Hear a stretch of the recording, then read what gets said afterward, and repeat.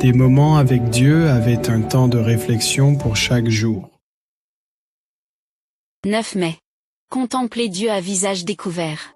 Nous tous qui, le visage découvert, contemplons comme dans un miroir la gloire du Seigneur, nous sommes transformés en la même image, de gloire en gloire, comme par le Seigneur, l'Esprit. 2 Corinthiens 3:18.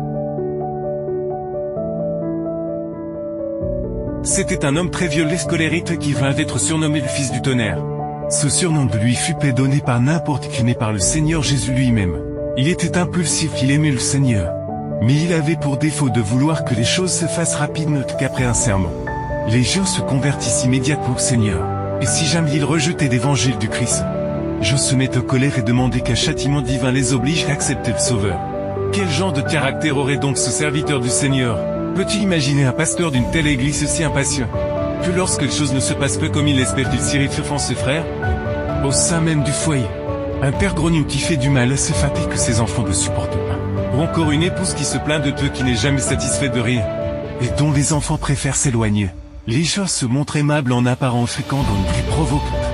Mais quand de provocation les fait sortir de leur goût, qu'ils oublient qu'ils lisent la Bible, qu'ils sont chrétiens, leur comportement témoigne de combien ils sont loin d'être proches du Seigneur.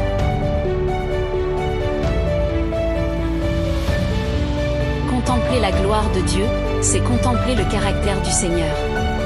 Ce caractère d'amour, patient face aux provocations, prudent dans ses paroles, plein de tendresse et d'amour pour tous, y compris ses ennemis.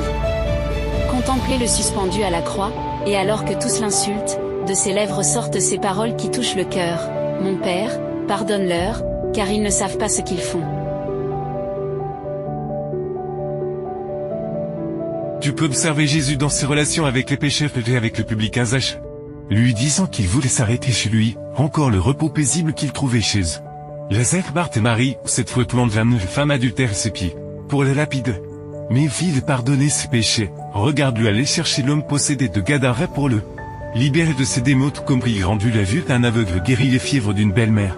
Il redonnait la vitalité de ses muscles paralytiques, ce vide d'amour passif d'abnégation, de regard bienveillant, d'exhortation pleine de miséricorde, de larmes lorsque les impénitents s'obstinaient dans leurs péchés. Jean, le disciple impatient a saisi l'occasion de se rapprocher autant que possible du Seigneur. Des années plus tard, il a tellement ressemblé au Seigneur qu'il est devenu un disciple de l'amour. C'est ainsi que nous pouvons nous aussi refléter l'amour du Christ à ceux qui nous sont proches. À tous ceux avec qui nous nous associons, nous reflétons les rayons brillants et joyeux du soleil de la justice. Contemple Jésus dans ses épreuves et ses tentations. Et demande-lui les forces d'apprendre sa douceur et de lui ressembler. Amen. Merci pour écouter cet audio. Nous vous invitons à partager avec votre. Contactez et visitez le site web biblewell.com